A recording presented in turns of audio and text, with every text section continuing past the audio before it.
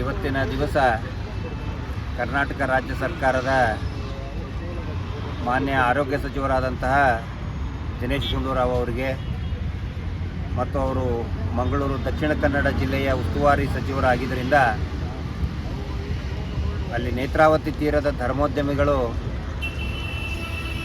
ಕಳೆದ 4-5 ದಶಕಗಳಿಂದ ನಡೆಸಿದಂತಹ ಸರಣಿ ಅತ್ಯಾಚಾರ, ಕೊಲೆ, ಅಕ್ರಮ ಬಡ್ಡಿ ದಂಧೆ, ಭೂ ಕಬಳಿಕೆ ಎಲ್ಲ ಹಗರಣ ಕುರಿತಾಗಿ ಸವಿವರವಾಗಿ ಕೆಲವೊಂದು ದಾಖಲೆಗಳನ್ನು ನೀಡಿ ಎಲ್ಲ ಮಾಹಿತಿಗಳನ್ನು ನಾವು ಕೊಟ್ಟಿದ್ದೇವೆ.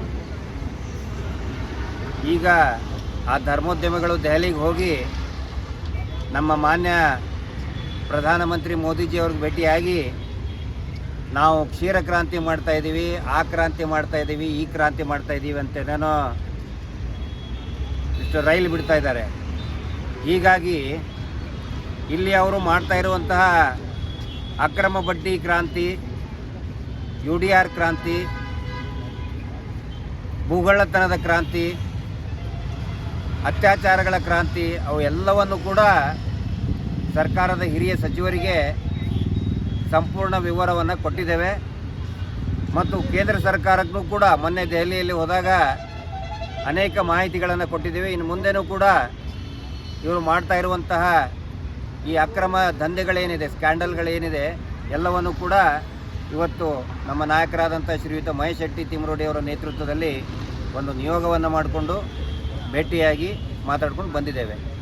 ನಮಗೆ ಒಂದು ಒಳ್ಳೆಯ ಸಹಕಾರ ಸಿಗುವಂತಹ ನಿರೀಕ್ಷೆ ಇದೆ. ಮತ್ತು ನಮ್ಮ ಉದ್ದೇಶ ಏನೇನು ಇವರು ಅಕ್ರಮಗಳನ್ನು ನಡೆಸಿದ್ದಾರೆ ಅದೆಲ್ಲದಕ್ಕೂ ಕೂಡ ಒಂದು ತಾರ್ಕಿಕ ಅಂತ್ಯ ಸಿಗಬೇಕು. ಹೀಗಾಗಿ ನಾವು ಎಲ್ಲ ಪ್ರಯತ್ನವನ್ನು ಕೂಡ ಮಾಡ್ತಾಯಿದ್ದೀವಿ. ಸರ್ಕಾರದ ಯಾವುದೇ ಪಕ್ಷ, ಅದು ಕೇಂದ್ರ ಸರ್ಕಾರ ಇರ್ಬೋದು, ರಾಜ್ಯ ಸರ್ಕಾರ ಇರ್ಬೋದು, ಯಾವುದೇ ಪಕ್ಷದ ಹಿರಿಯ ಮುಖಂಡರಿರ್ಬೋದು, ಎಲ್ಲರಿಗೂ ಕೂಡ ಭೇಟಿಯಾಗಿ ಒಂದು ಕಾನೂನಿನ ಸುಪರ್ದಿಯಲ್ಲಿ, ಕಾನೂನಿನ ಅಡಿಯಲ್ಲಿ ಏನೇನು ಪ್ರಯತ್ನ ಮಾಡಬೇಕೋ ಅದೆಲ್ಲ ಪ್ರಯತ್ನವನ್ನು ನಾವು ಮಾಡ್ತಾಯಿದ್ದೀವಿ. ವಿಶೇಷವಾಗಿ ಇವತ್ತೊಂದು ಭಾಳಷ್ಟು ದಿನಗಳ ನಂತರದಲ್ಲಿ ಕುಮಾರಿ ಸೌಜನ್ಯ ಮತ್ತು ಬೇರೆ ಬೇರೆ ವಿಷಯಗಳಲ್ಲಿ ಆದಂಥ ಘಟನೆಗಳ ಬಗ್ಗೆ ಮುಂದಿನ ದಿನಗಳಲ್ಲಿ ದೊಡ್ಡ ಮಟ್ಟದ ಒಂದು ಕ್ರಾಂತಿಯನ್ನೇ ಮಾಡಬೇಕು ಅನ್ನುವಂಥ ದೃಷ್ಟಿಯಿಂದ ನಾವು ಯೋಚನೆಯನ್ನು ಮಾಡ್ತಿದ್ದ ಸಂದರ್ಭದಲ್ಲಿ ಪ್ರಥಮತವಾಗಿ ನಾವು ಮಾಡಿದಂಥ ಕೆಲಸ ಏನಂತ ಹೇಳಿದರೆ, ನಮ್ಮ ಜಿಲ್ಲೆಯ ದಕ್ಷಿಣ ಕನ್ನಡ ಜಿಲ್ಲೆಯ ಉಸ್ತುವಾರಿ ಮಂತ್ರಿಗಳಾದ ಆರೋಗ್ಯ ಮಂತ್ರಿಗಳಾದ ದಿನೇಶ್ ಗುಂಡೂರಾವ್ ಅವರನ್ನು ಭೇಟಿಯಾಗಿ ಒಂದಷ್ಟು ಏನು ಶತಮಾನಗಳಿಂದ ಆ ಧರ್ಮಸ್ಥಳ ಗ್ರಾಮದಲ್ಲಿ ನಡೆದಂಥ ಅತ್ಯಾಚಾರ, ಕೊಲೆ ಇರ್ಬೋದು, ಭೂಗಳ್ಳತನ ಇರ್ಬೋದು, ಮೀಟ್ರ್ ಬಡ್ಡಿ ದಂಧೆ ಇರ್ಬೋದು, ಎಲ್ಲದರ ಬಗ್ಗೆ ಸವಿವರದ ಮಾಹಿತಿಯನ್ನು ನೀಡಿ ಅವರಿಗೆ ಮನವರಿಕೆಯನ್ನು ಮಾಡಿದ್ದೇವೆ. ತನ್ಮೂಲಕ ಒಂದು ಸಮಾಜಕ್ಕೆ ಒಂದು ಒಳ್ಳೆಯ ನ್ಯಾಯವನ್ನು ಕೊಡಿಸಬೇಕು ಸರ್ಕಾರದಿಂದ ಅನ್ನುವಂಥ ಒಂದು ಮಾತನ್ನು ಕೂಡ ಅವರ ಹತ್ರ ನಾವು ಹೇಳಿ ವಿನಂತಿಯನ್ನು ಮಾಡಿಕೊಂಡಿದ್ದೇವೆ. ಯಾಕಂತ ಹೇಳಿದರೆ, ಕಣ್ಣಿಗೆ ಕಾಣುವಂಥ ಸತ್ಯವನ್ನು ಮುಚ್ಚಿಸಲಿಕ್ಕೆ ಯಾರಿಂದಲೂ ಸಾಧ್ಯವಿಲ್ಲ. ಆ ದೃಷ್ಟಿಯಿಂದ ಏನು ಈ ರಾಜ್ಯಕ್ಕೆ ವ್ಯಕ್ತಿಗಳು ಇಷ್ಟ ತನಕ ಅವರನ್ನು ಸಾಕಿಕೊಂಡು ಬಂದಂಥ, ಬಚಾವ್ ಮಾಡಿಕೊಂಡು ಬಂದಂಥ ಉದಾಹರಣೆಗಳನ್ನು ಕೂಡ ನಾವು ಅವರ ಹತ್ರ ಮಾತನಾಡಿದ್ದೇವೆ. ಏನೇನು ಇಷ್ಟ ತನಕ ಯಾವ ರೀತಿಯಲ್ಲಿ ಎಲ್ಲ ರಾಜಕೀಯ ಪಕ್ಷದ ನಾಯಕರುಗಳು ಇವರನ್ನು ಯಾವ ರೀತಿಯಲ್ಲಿ ಬಚಾವ್ ಮಾಡಿಕೊಂಡು ಬಂದಿದ್ದಾರೆ, ಆ ಬಂದಂಥ ಪರಿಸ್ಥಿತಿ ಇವತ್ತು ಎಷ್ಟು ಮುಂದಿನ ದಿನಗಳಲ್ಲಿ ಎಷ್ಟು ತೊಂದರೆ ಆಗ್ತದೆ ಅಂತ ಹೇಳಿದ್ರು. ಯಾರ್ಯಾರು ಬಚಾವ್ ಮಾಡಿದ್ದಾರೆ, ಈ ಅತ್ಯಾಚಾರ, ಕೊಲೆ ಮಾಡಿದಂಥ ಪಾಪಿಗಳನ್ನು, ಭೂ ಹಗರಣ ಮಾಡಿದಂಥವರನ್ನು, ಮೀಟ್ರ್ ಬಡ್ಡಿದಂದ ಮಾಡಿದವರನ್ನು ಯಾರ್ಯಾರು ಬಚಾವ್ ಮಾಡಿದ್ದಾರೋ ಅವರಿಗೂ ಮತ್ತು ಅವರ ಹುದ್ದೆಗಳಿಗೂ ದೊಡ್ಡ ಒಂದು ಹೊಡೆತ ಬೀಳುವಂಥ ದಿನಗಳನ್ನು ಕಾಯ್ತಾ ಇದ್ದೇವೆ ನಾವು. ಯಾಕಂತ ಹೇಳಿದರೆ, ಧರ್ಮಸ್ಥಳ ಅನ್ನುವಂಥದ್ದು ನ್ಯಾಯಪೀಠ, ಅದು ಧರ್ಮಪೀಠ ಅನ್ನುವಂಥದ್ದನ್ನು. ಯಾಕಂತ ಹೇಳಿದರೆ, ಕೆಲವಾರು ಇವತ್ತು ಶಾಹಿಗಳಿರ್ಬೋದು, ಬೇರೆ ಬೇರೆ ರೀತಿಯ ಒಂದು ಹುದ್ದೆಯಲ್ಲಿ, ರಾಜಕೀಯ ಹುದ್ದೆಯಲ್ಲಿದ್ದವರು ಕಳೆದೊಂದು ಹೆಚ್ಚಿಗೆ ಅಂತ ಹೇಳೋದಿಲ್ಲ, ಕಳೆದೊಂದು 4-5 ತಿಂಗಳಿಂದ ಒಂದು ಏನು ರಾಜಕೀಯ ವ್ಯಕ್ತಿಗಳು ಅನುಭವಿಸುವಂಥ ನೋವುಗಳನ್ನು, ಅತಂತ್ರ ಸ್ಥಿತಿ ಇವತ್ತು ಏನು BJP ಇರ್ಬೋದು, ಕಾಂಗ್ರೆಸ್ ಇರ್ಬೋದು, JDS ಇರ್ಬೋದು, ಎಲ್ಲ ರಾಜಕೀಯ ಪಕ್ಷಗಳು ಒಂದು ರೀತಿಯ ಅತಂತ್ರ ಸ್ಥಿತಿಯಲ್ಲಿ ವಾಸ್ತವ ಸ್ಥಿತಿ ಈಗ ನಾವು ನೋಡಬೇಕು. JDS ನೋಡಿ BJP ನೋಡಿ, ಕಾಂಗ್ರೆಸ್ ನೋಡಿ, ಎಲ್ಲ ಯಾರು ಈ ಒಂದು ಸೌಜನ್ಯ ಅನ್ನುವಂಥ ಮಗುವಿನ ಅತ್ಯಾಚಾರ ಮಾಡಿ ಕೊಂದು ಬಿಸಾಡಿದಂಥ ಪಾಪಿಗಳ ಜೊತೆಯಲ್ಲಿ ಯಾರ್ಯಾರು ನಿಂತಿದ್ದಾರೋ ಎಲ್ರಿಗೂ ಒಂದು ರೀತಿಯ ಇವತ್ತು ಬೆಂಕಿ ಬೀಳುವಂಥ ಪರಿಸ್ಥಿತಿ ನಿರ್ಮಾಣ ಆಗಿದೆ. ಅವ್ರದ್ದು ಅಧಿಕಾರವನ್ನು ಕಳ್ಕೊಳ್ಳುವಂಥ ಪರಿಸ್ಥಿತಿ ನಿರ್ಮಾಣ ಆಗಿದೆ. ಇದನ್ನು ನಾವು ಕಳೆದ ವಿಧಾನಸಭೆಯ ಎಲೆಕ್ಷನ್ನ ಮುಂದೆ ಏನು ನಮ್ಮ ಸುಳ್ಯದಲ್ಲಿ ಪ್ರವೀಣ್ ನೆಟ್ಟರ್ ಪ್ರಕರಣದ ಒಂದು ಸಾಂತ್ವನ ಹೇಳುವ ಸಂದರ್ಭದಲ್ಲಿ ಅವರ ಮನೆಗೆ ಹೋಗಿದ್ದಾಗ ನೆಟ್ಟರ್ ಮನೆಗೆ ಹೋಗಿದ್ದಾಗೇ ನಾವು ಹೇಳಿದ್ದೇವೆ, ಯಾವ ರಾಜ್ಯಕ್ಕೆ ವ್ಯಕ್ತಿಗಳು ಇಂಥ ಪಾಪಿಗಳನ್ನು ಬಚಾವ್ ಮಾಡಲಿಕ್ಕೋಸ್ಕರ ಇವ್ರ ಜೊತೆ ರಾಜ್ಯಸಭಾ ಸದಸ್ಯ ಮಾಡಿ ಕೂರಿಸಿಕೊಂಡಿದ್ದಾರೋ ಆ ಪಕ್ಷ ಸರ್ವನಾಶ ಆಗಿ ಹೋಗ್ತದೆ ಅಂತೇಳಿ. ಅಲ್ಲಿಂದ ಇಲ್ಲಿ ತನಕ ಸರ್ವನಾಶ ಆಗ್ತಾ ಉಂಟು. ಆದರೆ ಈ ರಾಜ್ಯಕ್ಕೆ ಈ ದೇವರ ಮೇಲೆ ನಂಬಿಕೆ ಇಲ್ಲ. ಅದಕ್ಕೋಸ್ಕರ ಮುಂದಿನ ದಿನಗಳಲ್ಲಿ ಖಂಡಿತವಾಗಿ ನಾವು ಎಲ್ಲ ರಾಜ್ಯಕ್ಕೆ ಪಕ್ಷದವರಿಗೆ ಹೇಳುವುದು, ಅಧರ್ಮವನ್ನು ಬಿಟ್ಟು ಬಿಡಿ. ಇವತ್ತೊಂದು ಸತ್ಯದ ಪರವಾಗಿ ಹೋರಾಟ ಆಗುವಂಥದ್ದು. ಸೌಜನ್ಯ ಅನ್ನುವಂಥದ್ದು ಒಂದು ಮಗು ಸತ್ತದ್ದಲ್ಲ, ಇಂಥ 1000 ಹೆಣ್ಣು ಮಕ್ಕಳನ್ನು ಧರ್ಮಸ್ಥಳದಲ್ಲಿ ಅತ್ಯಾಚಾರ ಮಾಡಿ ಕೊಲೆ ಮಾಡಿದ್ದಾರೆ ಪಾಪಿಗಳು. ಇದಕ್ಕೆ ಎಲ್ರಿಗೂ ಶಿಕ್ಷೆ ಆಗಬೇಕು ಅನ್ನುವಂಥ ದೃಷ್ಟಿಯಿಂದ ನಾವು ಹೋರಾಟವನ್ನು ಮಾಡುವಂಥದ್ದು. ಯಾವುದೇ ರಾಜಕೀಯದ ಇಚ್ಛಾಶಕ್ತಿಯಲ್ಲಿ ಈ ಹೋರಾಟವನ್ನು ನಾವು ಮಾಡ್ತಾ ಇಲ್ಲ. ಈ ಏನು ಧರ್ಮಸ್ಥಳದ ಗ್ಯಾಂಗ್ ಇದೆಯೋ ಅವರು ಮಾಡಿದಂಥ ಪಾಪದ ಕೂಸು ಇದು ಇಲ್ಲಿಗೆ ನಿಲ್ಲಬೇಕು.